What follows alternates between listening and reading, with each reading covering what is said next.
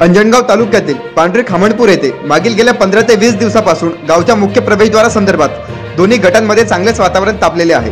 दोन्ही गटातील गावातील रहिवासी हे गावच्या मुख्य प्रवेशद्वारावरून येऊन आमरण उपोषण करीत आहेत। याचे कारण ग्रामपंचायतमध्ये गावातील मुख्य गेटवर प्रवेशद्वार बांधून त्याला डॉक्टर बाबासाहेब आंबेडकर असे नाव द्यावे असा ठराव ग्रामपंचायतमध्ये घेण्यात आलेला होता व त्या ठरावाला ग्रामपंचायतने सुद्धा परवानगी दिली आहे।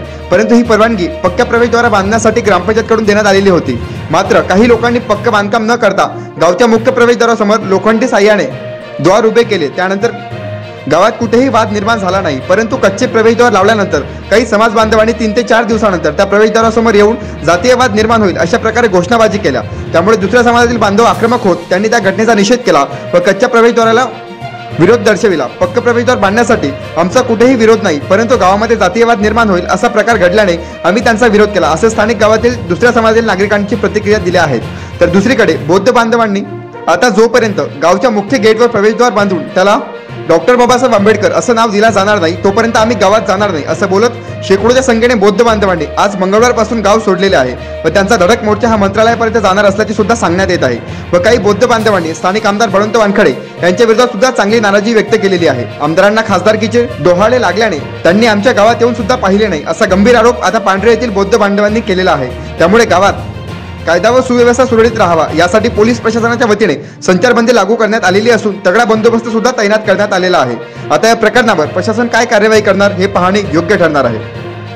पोलीस प्रशासन गप्प बसेल आहे, कारण कुठेतरी प्रशासनाचा शासनाचा त्याच्यावर प्रेशर आहे। आमचं गेल्या 1 महिन्यापासून हे प्रकरण सुरू आहे। आमच्याकडे ग्रामपंचायतचा ठराव सुद्धा आहे, 2020 ची ठराव आहे, 2026 चा ठराव आहे, नॅशनल हायवेचा आमच्याकडे ठराव आहे आणि सीओची परमिशन, जिल्हा परिषद सीओची परमिशन सुद्धा आहे। आमच्याकडे सगळी ही कायदेशीर कागदपत्र असल्याने आम्हा बौद्ध समाजावर हे लोक वरून प्रशासनाचा दबाव असल्यामुळे हे आमच्यावर प्रेशर करत आहे। आमचा आता हा मोर्चा थेट मुख्यमंत्रीच्या ठिय्या आंदोलन आम्ही थेट मुंबईला जात आहे आता आम्ही, आणि न्याय घेतल्याशिवाय आम्ही घरी परतणार नाही। स्थानिक आमदारासोबत मी स्वतः बोललो, पण लोकसभेच्या निवडणुकामुळे स्थानिक आमदारांनी याच्यात डोकं घातलं नाही। त्या आमदाराला पण म्हणणं आहे की त्यांनी आम्हाला बौद्ध समाजावर येऊन भेट द्यायची होती आमदारांनी। आमच्या आमदारांनी एकही गोष्ट घेतली नाही, ते त्याच्या लोकसभेच्या निवडणुकीमध्ये गुंतलेले आहे। त्यांना त्यांचा खासदारकी प्यारी ठरवा, आम्ही आमचा न्याय मिळेल आम्ही मुख्यमंत्र्यांच्या ठिय्या आंदोलन करणार आणि न्याय भेटल्याशिवाय आम्ही गावात परतणार नाही। आमच्यापाशी सर्व एनओसी गिनोसी असल्यावर कागदपत्र असल्यावर आम्हाला न्याय देऊन नाही राहिले पोलीस शासनही, हे तहसीलदार BDO सर्व आमच्या खिलाफात जातीवादपणा दाखवून राहिले आणि आम्ही आता आखरी निर्णय गाव सोडण्याचा घेतला। मागणी आमची गेटाच्याच बाबत आहे, हा प्रवेशद्वार 124 ला ठराव दिला, पण आम्ही ठराव दिला होता पक्का बांधकामाकरिता आणि संबंधित विभागाच्या नारकती मिळवण्याकरता। आमची सर्व प्रोसिजर चालूच होती, तर यांनी 30 ला कच्च्या गेटांना आणि उभं करून ठेवला। तर काहीच गावात कुठल्याच प्रकारचे वादविवाद नव्हता, कुठलाच नव्हता। परवानग्या मिळवा, गेट बांधा, पण यांनी 30 ला ते लावलं आणि त्याच्यानंतर लावल्यानंतर गावातून समजा आपण परवानग्या दिल्या 14/3 ला 14/2 ला इथं समजा पोलीस तपा आला, एवढे पोलीस कोणी ऐकलं नाही, काढू नाही दिलं गेट, आणि 3/2 ला पण कमेंटमेंट झाली का आमचं काहीच म्हणणं नाही आहे की बा ते कमेंटमेंट आमच्या ग्रामपंचायतल्या आहे, सगळी त्यांच्या सह्या आहे, आमच्या सह्या आहे, परंतु ते ऐकायलाच तयार नाही। त्यामुळे ते सगळं हे वातावरण असं थोडस फिरलं तर थोडं, आणि अशा प्रकारे हा प्रकार घडला। आम्ही आजही निघून गेलो नाही त्याच्यातून। हा ते ठराव दिला होता, तर आम्ही पक्क्या गेटचा दिला होता।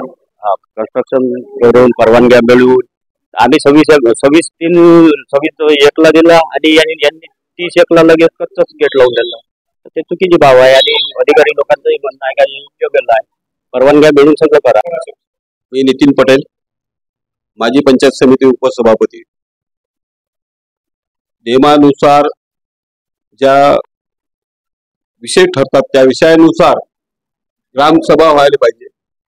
2020 मध्ये एक ग्रामसभा झाली, नागोराव राक्षसकर सरपंच होते आणि त्यावेळेस सुद्धा असाच माफ करून विषय अजिंठ्यावर असताना किंवा कोणत्याही प्रकारचा अर्ज असताना त्यावेळेस सुद्धा अशा प्रकारच्या ग्रामसभेमध्ये एक ठराव घेतला।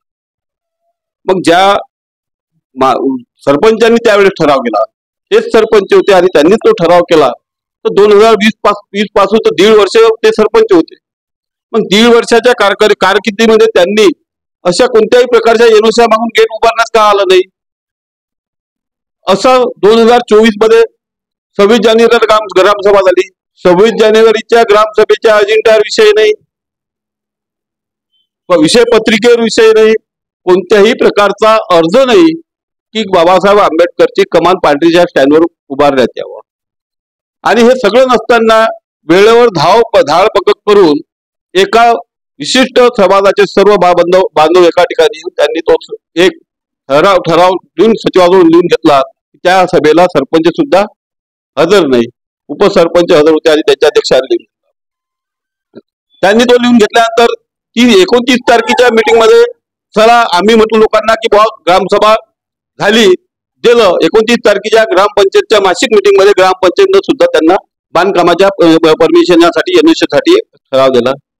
ग्रामपंचायतच्या सर्व कर्मचारी व आम्ही सर्व त्या विरोधात कधीच गेलो नाही. परंतु 26 जानेवारी 29 तारखेची सभा झाल्यानंतर 5 तारखेपर्यंत कोणत्याही प्रकारची काही करता नसता, 31 तारखेपर्यंत कोणताही विषय नसताना 31 तारखेला त्यांनी अवैध कमान उभी केली. हे अवैध कमान उभी केली आणि त्याच्यानंतर सुद्धा 5-7 तारखेपर्यंत कोणी तिच्या विषयावर बोललं नाही. आणि त्याच्यानंतर 5 तारखेपासून त्यांनी पेंडाल टाकणे किंवा नारेबाजी करणे, शक्ती प्रदर्शन दाखवणे, इतरत्र समाजातल्या इतर सर्व घटकांना टॉर्चर करायचा प्रयत्न केला आणि त्यांना शिवीगाळ करायचा प्रयत्न केला. त्यावेळेस 19 तारखेला या गावाची सगळी शक्ती उभी राहिली त्यांच्या विरोधात आणि आताच गेट आम्हाला पाहिजे नाही या प्रकारचं लोकांचं संघटन झालं आणि लोक तयार झाले. राहिला एनओसीचा विषय. जिल्हा परिषदची एनओसी कमानसाठी आहे, नावासाठी नाही. आणि 82 माझ्या हद्दीत नाही म्हणून एनओसी दिली. एनओसी भेटली असेल जिल्हा परिषदची तर मला माहित नाही, व्हॉट्सअपवर पाहिली, पण ग्रामपंचायतला अजूनपर्यंत ग्रामपंचायतला सरपंचांना विचारणा केली तर त्यांना अजूनपर्यंत एनओसी मिळाली. एनओसी गेल्यानंतर एनओसीचा अर्थ असा आहे की त्याच्या सर्व प्रोसेस करून प्रशासकीय मान्यता करून प्रमा घेऊन इस्टिमेट घेऊन त्याचा टेंडर लावून आणि त्याची विशेष सभा ग्रामपंचायतची मासिक मीटिंग काढून सामान्य खात्या एक स्पेशल त्याचं खातं काढून त्या लोकवर्गणी जमा करून त्या लोकवर्गणीनुसार नंतर त्याचं टेंडर काढणे आणि टेंडर काढल्यानंतर रिसर्च जिल्हा परिषदची एनओसी असे त्या ठिकाणी जिल्हा परिषदच्या जागेवर त्याची कमान बांधणे अशा प्रकारची पूर्ण प्रोसेस असते. पण हे कोणतीही प्रोसेस न करता यांनी अवैध गेट उभं केलं. या अवैध गेटला आमचा विरोध आहे. आमचा कोणत्याही बाकी गेटला कोणताच विरोध नव्हता, आजही नाही. आम्ही गेट जे अवैध गेट टाकलं याच गेटला. अशाच वेगवान घडामोडी पाहण्यासाठी आताच आमच्या जनविकास न्यूज चॅनलला सबस्क्राईब करा आणि रहा रोज अपडेट.